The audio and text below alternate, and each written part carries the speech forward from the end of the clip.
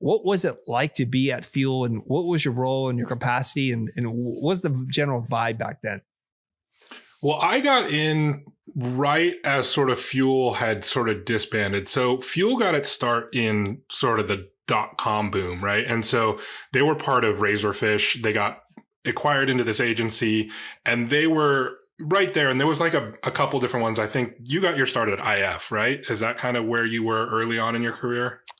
I was freelancing a little bit. Yeah, something like that. It was RGA back then. Yeah. So RGA, yeah.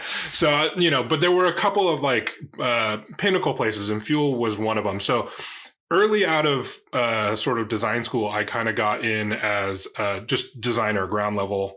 And right then it was sort of splintering from Fuel, and out of Fuel had spun Brand New School. And so that was kind of the start of kind of the style shop, and like just these like really, really great places that were making desktop, accessible groups of young people, kind of just breaking the rules. And it was kind of no holds barred. It was just like, who could make the coolest thing? Who could outdo each other? And it was just kind of taking the tools that were coming out with After Effects, taking, early 3D applications, and just kind of twisting the knobs, because we were kind of rejecting some of the stuff that was happening in visual effects. And actually back at the time, it was kind of the late 90s, early 2000s. And it was kind of like that era of postmodernism. So it was like kind of during the era of like ray gun. And it was like, we're distressing fonts, and we're shooting things practically and then running them through Xerox copiers, and like kind of just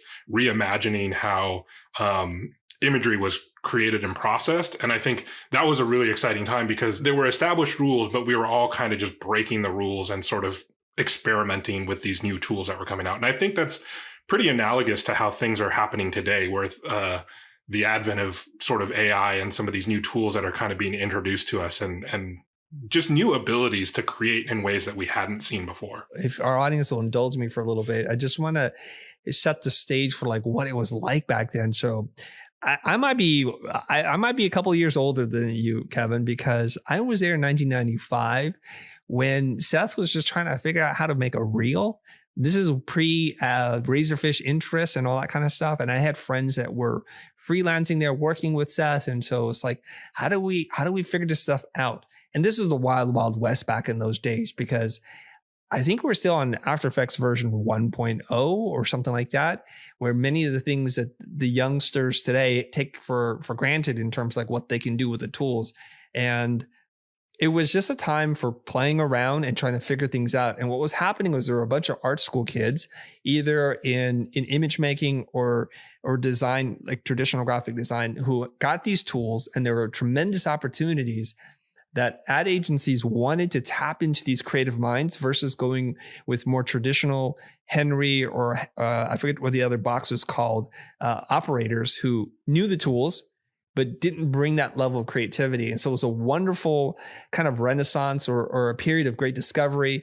The rules weren't even written, so you can't even say breaking the rules. We're just trying stuff and seeing what we can get away with. It's like I look back very fondly during that time.